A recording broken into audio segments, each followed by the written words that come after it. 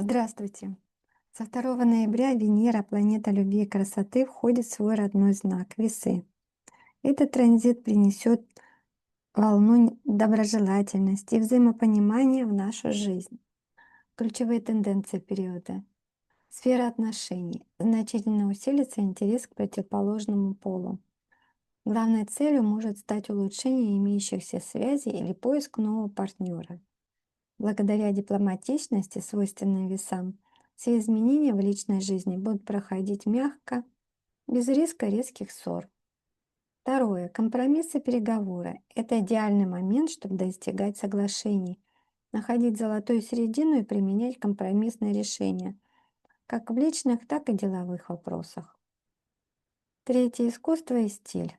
Транзит благоприятствует творческим занятиям, погружению в мир искусства, а также любым действиям, направленных на повышение эстетики, обновление имиджа, покупка предметов роскоши, украшений. Возможны сложности. В этот период может возрасти желание покапризничать или побаловать себя излишествами. Кроме того, из-за естественной склонности весов к взвешиванию всех за и против, может возникнуть трудности с принятием однозначных и твердых решений. Важные дела, требующие непоколебимой решимости, лучше перенести на более поздний срок. 5 ноября наступает полнолуние, момент, когда Луна достигает своего энергетического пика. В этот период Луна, светящая отраженным светом Солнца, всем своим диском способна влиять на нас почти наравне с самим светилой. Поскольку Луна и Солнце всегда стоят друг напротив друга в противоположных знаках, Луна выступает своего рода трансформатором и смягчителем солнечных лучей. Зрелая Луна дарит нам мощную поддержку, интуицию и гуманность. Если полнолуние происходит в знаке Овна, когда Солнце находится в знаке Весов, обычно Солнце ослаблено в Весах, это знак его падения. Но Луна компенсирует этот недостаток. Это сочетание дарит нам ощущение личной силы и уверенности в себе. При этом энергия Овна проявляется мягко, без излишней агрессии, категоричности или эгоизма, что позволяет использовать эту силу конструктивно. 9 ноября Меркурий переходит в ретроградное движение. Чего стоит опасаться и как пережить этот период? Меркурий — планета, которая управляет нашим общением, мышлением, обучением и коммерческими способностями.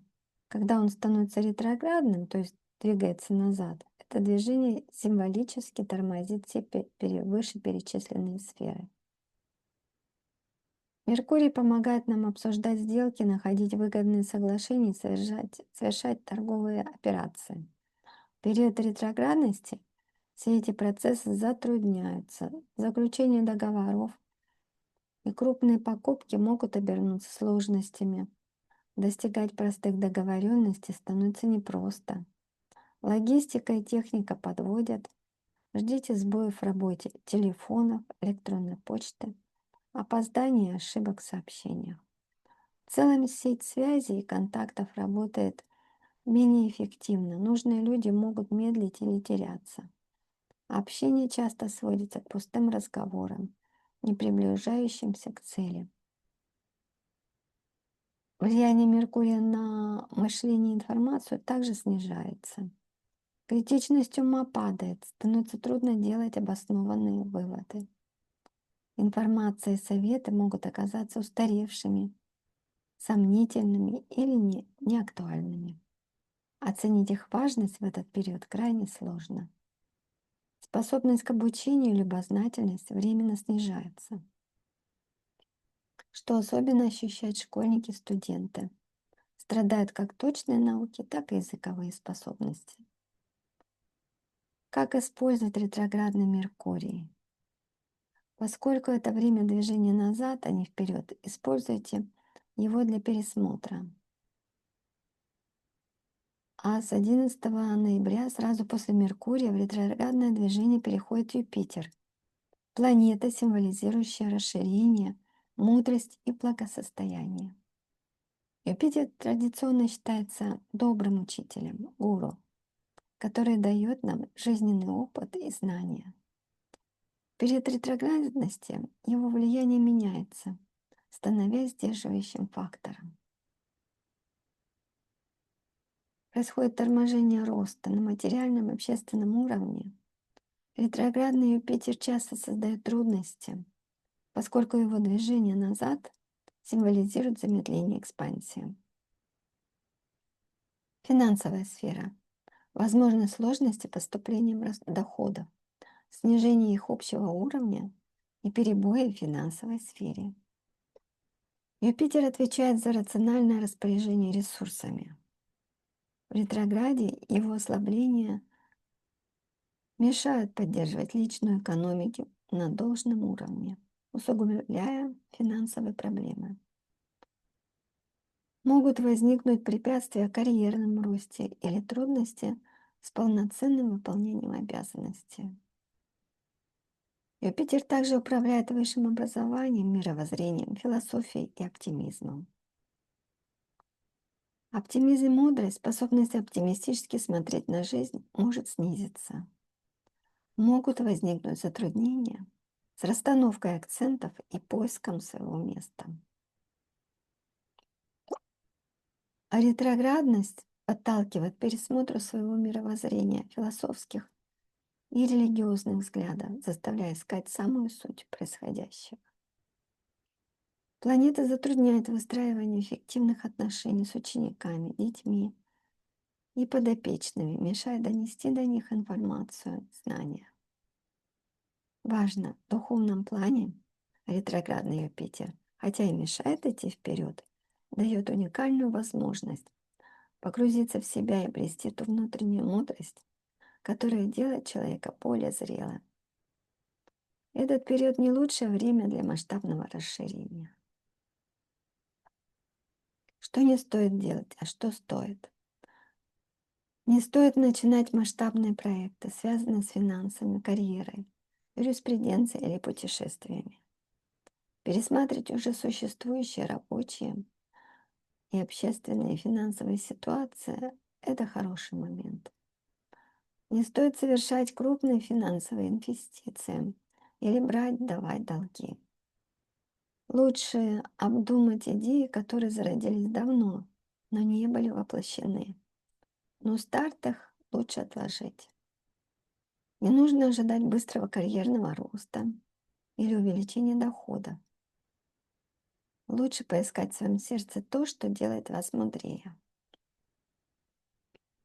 Не стоит совершать приобретения, включая средства связи. Лучше навести порядок собственных мыслей. Не стоит заключать новые крупные сделки или договоры. А лучше систематизировать и переработать уже имеющие данные. Не нужно доверять советам окружающим.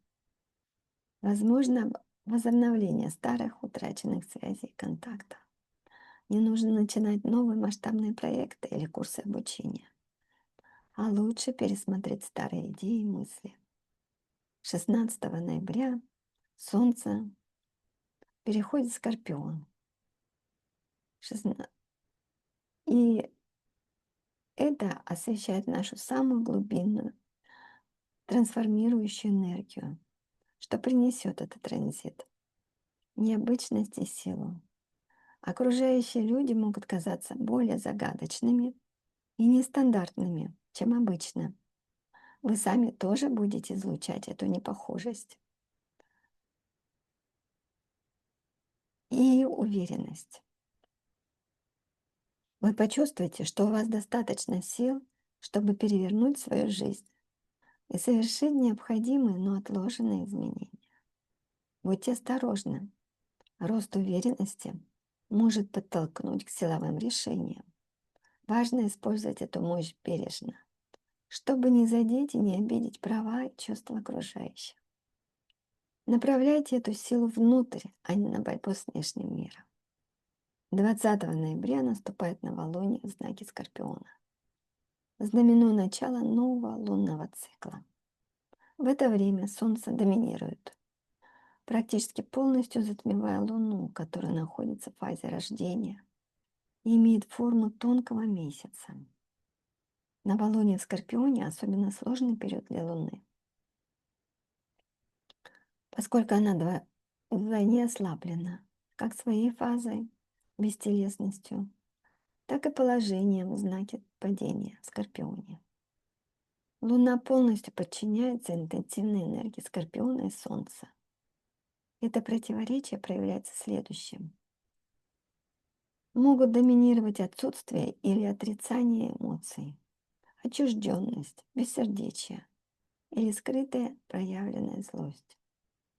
Одновременно под этой маской скрывается беззащитность, уязвимость и ранимость, присущая новорожденной Луне. Этот транзит призывает нас к глубинному самоанализу, но предупреждает о риске эмоциональной жесткости, которая маскирует внутреннюю чувствительность. С 23 ноября Меркурий переходит в Весы. Общение становится искусством. Это делает наше взаимодействие с миром более приятным, гармоничным и дипломатичным. Что нас ждет? Легкость в общении, выражение своих мыслей, легко договариваться и находить общий язык. Отличный период для обучения ораторскому мастерству, писательскому делу или художественному чтению. Мышление станет не только логичным, но и эстетичным. Идеи будут изящно обоснованы и аргументированы. Будьте внимательны, из-за стремления угодить всем, суждения могут стать поверхностными. Общение может быть пустым, а грандиозные планы, выстроенные на словах, могут оказаться непрочными воздушными замками. С 26 ноября Венера переходит в Скорпион и делает наши чувства глубокими и интенсивными. Этот транзит дает силы для трансформации и преобразования существующих отношений, усиливая их чувственность. Робкие люди станут смелее в выражении эмоций. Главный риск. Из-за акцента на физической стороне отношений этот период не слишком способствует долгосрочным и серьезным связям. Знакомства могут стать страстными, но мимолетными. Используйте эту энергию для внутренней работы над собой и своими желаниями, а не для поиска внешних приключений. 28 ноября Сатурн включает прямое движение. Дышать станет легче, наконец-то. 28 ноября Сатурн завершает свою ретроградную фазу и переходит в директное движение. Эта планета, отвечающая за структуру трудностей, теперь становится нашим союзником. Что изменится? Проблемы решаемы, препятствия, затруднительные ситуации не исчезнут полностью, но работать с ними станет значительно легче. Директный Сатурн помогает быстрее находить решения. Если ретроградный период заставил вас тяжело трудиться, директный Сатурн смягчит нагрузку. Ваша трудовая деятельность, личная или по найму, станет менее обременительной. Возможно улучшение самочувствия и переход болезни в стадию ремиссии. Кроме того, появится внутренняя сила, чтобы смириться с невозвратными потерями прошлого и начать новый этап жизни. 29 ноября Меркурий становится директным. Это время ясности и действия. Завершается период ретроградного движения Меркурия, планета мышления, общения и коммерции. После нескольких недель замедления мы наконец почувствуем активизацию этих сфер. Сферы, которые получат ускорение. Когда Меркурий возвращается к прямому движению, мысли и общение становятся более живыми и результативными. Завершается период умственной апатии. Активизируется жажда знаний и любознательность. Это отличное время для начала обучения, повышения квалификации или старта новых интеллектуальных проектов. Живой ум поможет связать воедино разрозненные данные и найти интересные решения. Исчезает глухой телефон, Меркурий снова настроен на обмен мнениями и активное общение. Повышается вероятность налаживания контактов и ведения вдумчивых бесед с важными людьми. Легче находить нужных специалистов и расширять круг знакомств. Сделки, покупки, продажи перестают проходить по худшему сценарию. Продавцы легче находят общий язык с покупателями и лучше зарабатывают. Покупатели реже сталкиваются с некачественным товаром. Крупные важные сделки лучше планировать именно на этот период. Вместе с директным движением Меркурий возвращает нам ясность ума и точность. Актуальные свежие данные, а также советы и рекомендации, которые вы получите, станут по-настоящему полезными и своевременными. Увеличивается легкость мысли, что снижает количество ошибок. Серьезные расчеты и крупные финансовые операции лучше выполнять, когда Меркурий движется прямо. Дорогие друзья и любители астрологии, если это видео было вам полезно, подпишитесь на канал, оставьте комментарий, придерживаетесь ли вы советам астрологов или читаете прогнозы просто от любопытства. Мне важна обратная связь. Поделитесь этим видео с другими. Может, кому-то это важно. До новых встреч!